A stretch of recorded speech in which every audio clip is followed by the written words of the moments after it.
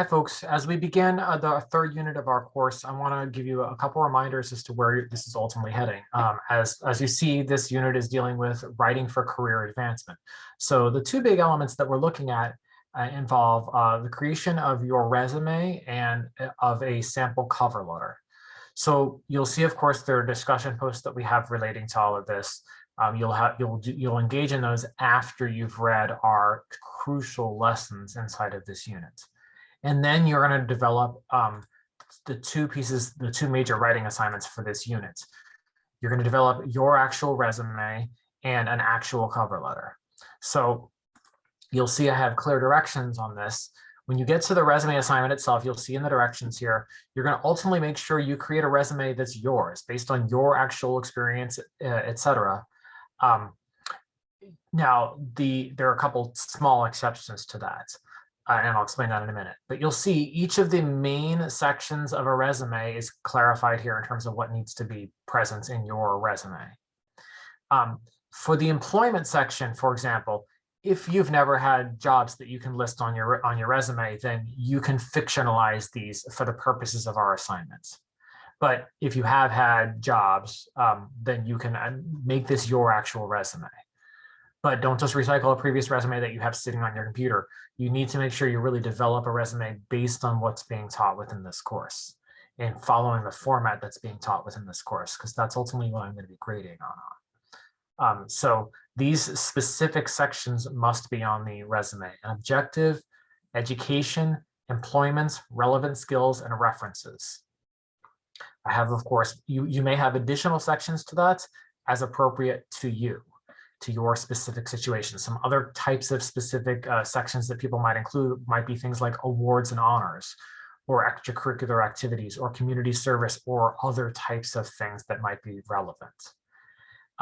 You can use resume templates that you find either on the internet or in Microsoft Word, but the wording within your resume must be yours. Okay, so you can't take like wording from elsewhere or from any of these type of templates and use it inside of your resume. This is a writing course. The purpose, of course, is to make sure that you can actually develop the writing within this resume. And we want it to be reflective of your ability to communicate your ideas as well. So, of course, the detailed instructions are within this unit to make sure you carefully examine the instructions before you start writing your resume. In addition to the resume assignment, you're also working on developing a cover letter. Now, we have lessons on the cover letter that you're going to read before you get to this point. When you carefully read the cover letter assignment directions, you'll see that it's asking you to create a cover letter, to write a cover letter in response to a specific job advertisement that actually exists out there. So this might be within a particular company. Maybe it's a company that you work for.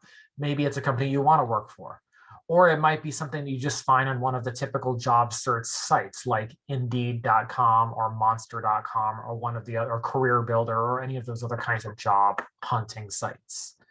So you're going to respond to a specific job description, a specific job advertisement. And you're going to write your cover letter in response to that specific ad. Now, I've got detailed directions in terms of what you're going to be doing here. Again, you may use a template that exists within Microsoft Word or that you find online for the cover letter. Templates give you sort of the layout and format that's useful for a proper cover letter. But the wording must be entirely yours. So you can find some examples online that have sort of sample wording. You may not use their wording. And honestly, it's a big mistake when job applicants do so, because in doing so, people who read these resumes see hundreds of resumes over and over and over again. When they see people using the same standard language that they find in online, creators, online resume and job and cover letter creators, they largely ignore those cover letters. You really need these to be reflective of your ability to communicate your ideas and to talk about yourself in effective ways. So you'll see, of course, examples and much more about how to do that within the lessons within this unit. But I need to ensure, make sure I remind you, make sure that you truly are developing original content here. Otherwise that would be a kind of plagiarism, and we don't want to have anybody engage in those kinds of mistakes. So You'll see all of the details for both of the resume and the cover letter assignments clearly explained within this unit. Make sure you carefully go through them. Please make sure you take the necessary time to work on all of the elements of this unit's work. This is not a small assignment. The cover letter and the resume will take you significant time. This course takes place kind of at an advanced pace, but you've got to make sure that you give yourself the time and effort needed to be successful on these key writing assignments. As you're working on them, if you have any questions, always feel free to send me an email and I'll be happy to respond to you right away. Okay, take care, everybody.